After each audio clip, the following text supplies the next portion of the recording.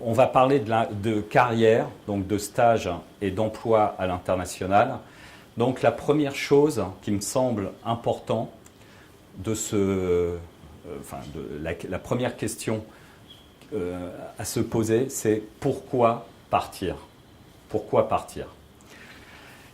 Parce que mon expérience, c'est que pratiquement 80% des gens échouent dans leur projet de partir à l'étranger par manque de motivation. Donc la première question que vous devez vous poser, c'est pourquoi je pars et en être convaincu, si vous voulez, pour faire le nécessaire pour y arriver. La motivation, c'est le nerf de la guerre. Donc ici, je vous ai mis une photo de quelqu'un que vous connaissez. Voilà, ça a été rapide, c'est Jack Ma. Donc Jack Ma, fondateur de Alibaba, c'est un parcours qui est extrêmement intéressant, celui de Jack Ma. Jack Ma, c'est quelqu'un qui est de la ville de Hangzhou, donc en Chine, et il a appris l'anglais en côtoyant des touristes américains, enfin des touristes étrangers qui venaient dans les hôtels de luxe de Hangzhou, qui est une des anciennes capitales de la Chine. Et donc Jack Ma, il faisait des visites pour ces touristes, et puis c'est comme ça qu'il a pratiqué son anglais. Et puis le fait de s'intéresser comme ça à la langue, de pouvoir communiquer, c'est d'ailleurs une Américaine qui lui a collé ce nom de Jack Ma. Vous voyez, les Chinois prennent un nom d'emprunt occidental. Donc elle lui a demandé, est-ce que tu as un prénom occidental? Alors il a dit non. Et puis elle lui a dit, moi je te propose Jack. Et c'est comme ça qu'aujourd'hui il s'appelle, enfin on le connaît, nous en Occident, sous le nom de Jack Ma. Donc Jack Ma, grâce à sa connaissance de la langue anglaise, par ses relations qu'il a créées, par ses liens qu'il a créés, il a pu partir aux États-Unis. Pas pour immigrer, mais pour le découvrir. Et là-bas, en allant aux États-Unis, il a découvert Internet et le potentiel d'Internet. Et à partir de là, il est revenu en Chine et il s'est dit, ça va être la révolution, le commerce électronique. Et à partir de ce constat, de cette découverte, il a commencé à travailler et il a créé Alibaba. Donc, pour cette démarche, vous voyez, de partir, de s'intéresser à l'autre, elle va vous faire découvrir des choses. Et elle vous permet de revenir ensuite dans votre propre culture, dans votre propre pays, pour créer. Donc, finalement, moi je suis convaincu, si vous voulez, que notre projet finalement commun, c'est créer. Et créer, c'est quelque chose, on ne sait jamais ce qui va surgir finalement. Qu'est-ce que vous allez inventer? Qu'est-ce que vous allez créer?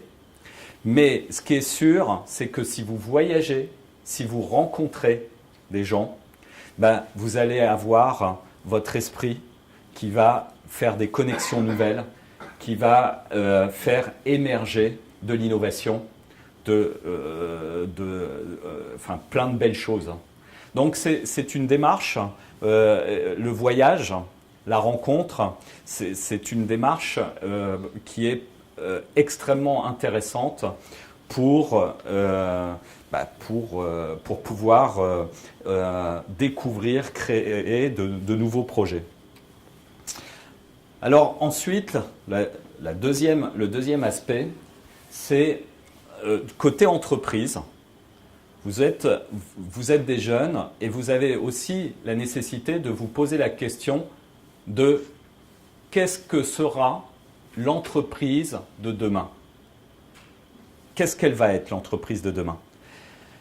Moi, j'ai une petite histoire à chaque fois que je raconte. Je dis, si vous êtes une entreprise de Rouen et que vous recrutez que des Rouennais, je vous annonce que dans 5 ans, vous travaillez toujours à Rouen. Votre sphère d'influence, c'est Rouen. Si vous êtes une entreprise rouennaise et que vous commencez à travailler avec des personnes, vous recrutez des personnes qui viennent du monde entier, des étudiants étrangers. Dans votre stratégie, vous savez, vous n'en avez aucune, mais vous vous dites, en matière RH, il y a une chose qui est sûre, c'est que si je recrute des gens qui viennent d'un peu partout dans le monde, alors ça va percoler, il va se passer des choses. C'est aussi simple que ça. Donc, je veux des gens qui viennent d'Afrique, je veux des gens qui viennent d'Asie, des gens qui viennent... Et on se retrouve tous dans un projet d'entreprise qui est, par exemple, de développer, je dis n'importe quoi, par exemple, une technologie ferroviaire. Bon.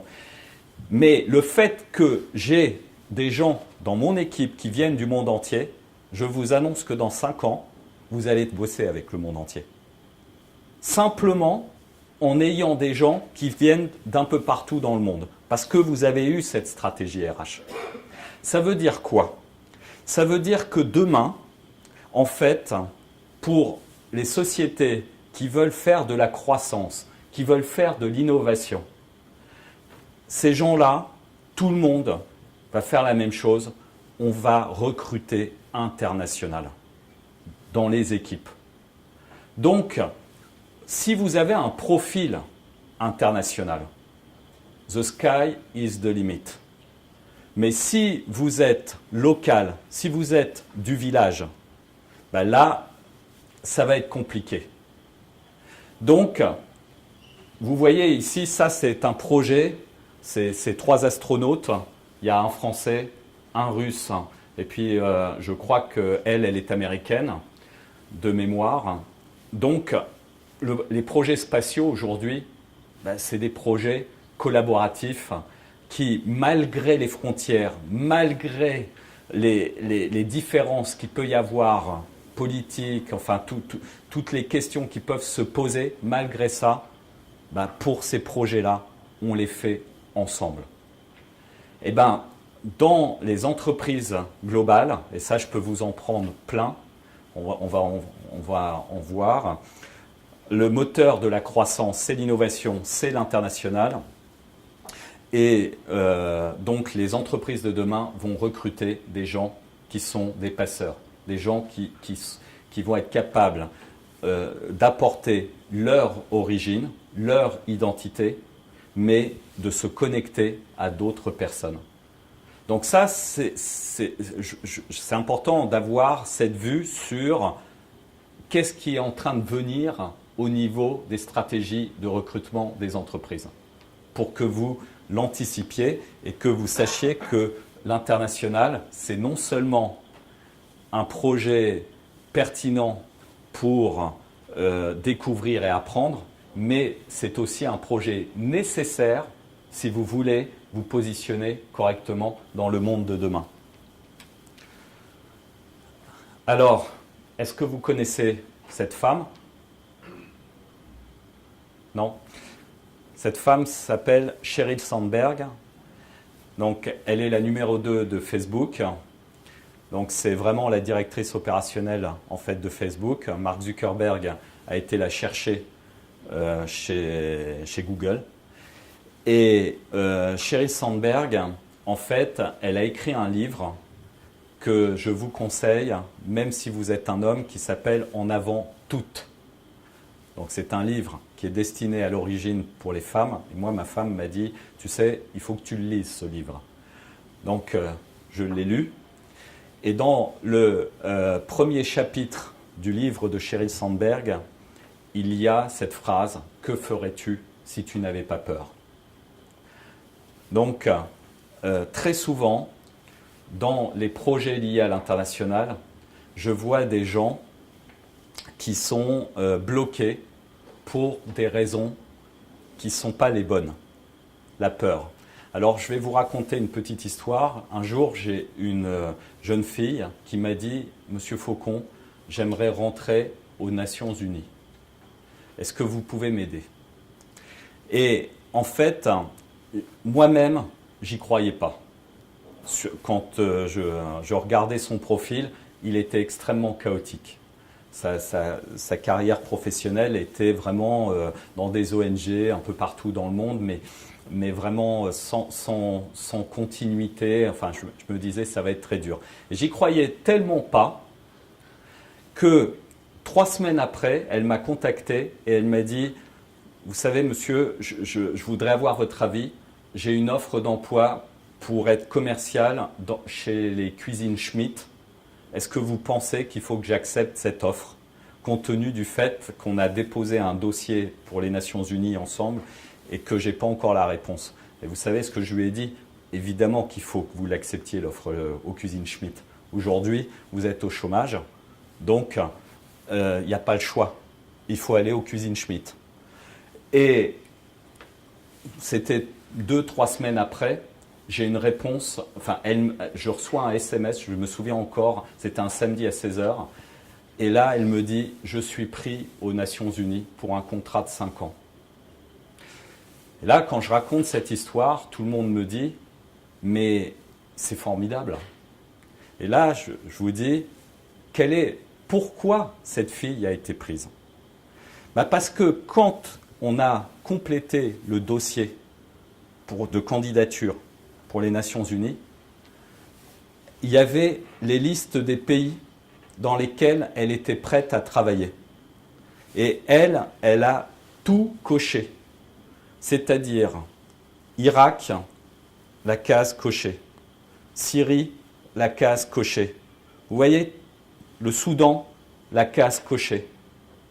Et là, quand je raconte cette histoire aux gens qui me disent « Moi, j'aimerais travailler pour une organisation internationale », alors je leur pose la question « Est-ce que tu es prêt à aller à Bagdad ?» Et là, les gens me disent, il y en a un certain nombre qui me disent « Non ». Que ferais-tu si tu n'avais pas peur? Souvenez-vous, 80% des gens échouent parce qu'ils ne sont pas motivés. C'est l'histoire de cette jeune fille qui travaille pour les Nations Unies.